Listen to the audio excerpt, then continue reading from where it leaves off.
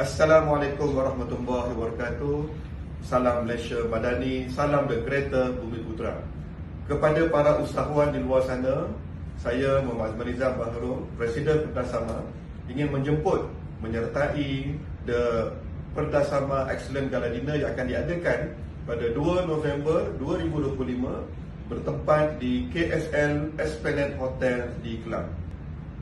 Gala dinner yang dianjurkan ini bersempena dengan 27 tahun Perdasama, merupakan sebuah majlis makan malam yang berprestij yang bakal menghimpunkan seramai mungkin para usahawan dan ahli-ahli Perdasama dari seluruh negara sebagai rakan strategi dan juga agensi keusahawanan dan swasta serta pemegang taruh dalam ekosistem keusahawanan negara.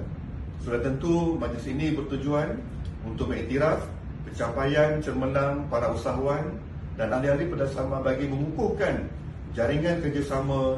Majlis ini bertujuan untuk mengiktiraf pencapaian cemerlang para usahawan, khususnya ahli-ahli Perdasama, dalam mengukuhkan jaringan bukan sahaja di peringkat nasional, malah di peringkat antarabangsa. Dan juga tujuan majlis ini bagi mengumpul dana bagi mengadakan pelbagai aktiviti-aktiviti Perdasama untuk tahun-tahun mendatang.